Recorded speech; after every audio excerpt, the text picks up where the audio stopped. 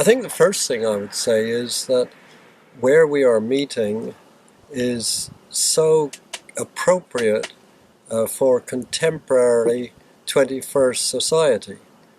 It's a paradox.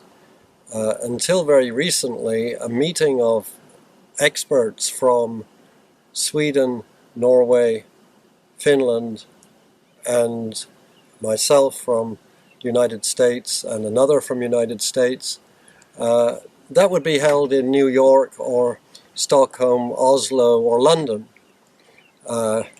Now the world is more dispersed.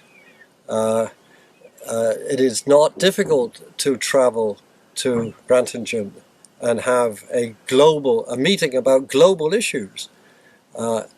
So we had people here from those different parts of the world meeting in a very beautiful environment to talk about 21st century education for adults and higher education, and indeed for children, although we didn't get too much into that in our short time together.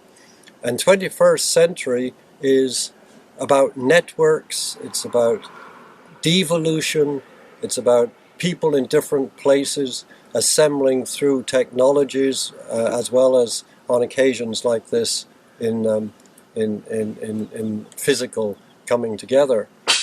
So our discussions about how to use the technologies to support local communities. We mustn't destroy local communities. We need not destroy local communities. We can enhance local communities using new technologies. So essentially, using new technologies to support communities in continuing and lifelong and adult and higher education.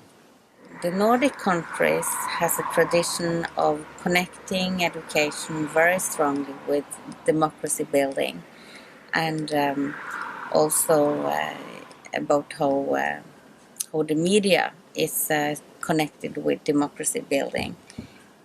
Thinking of all the small newspapers throughout the country and you spending national or governmental money on it.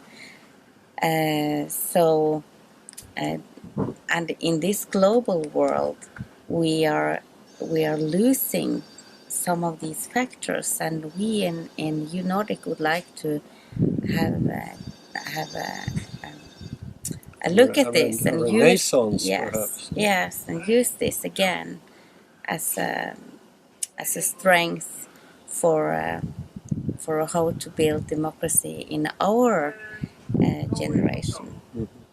So, one of the characteristics of contemporary society is a degree of homogenization, of leveling out, so that everywhere people are reading the same thing and discussing the same issues and eating the same kind of food and so on.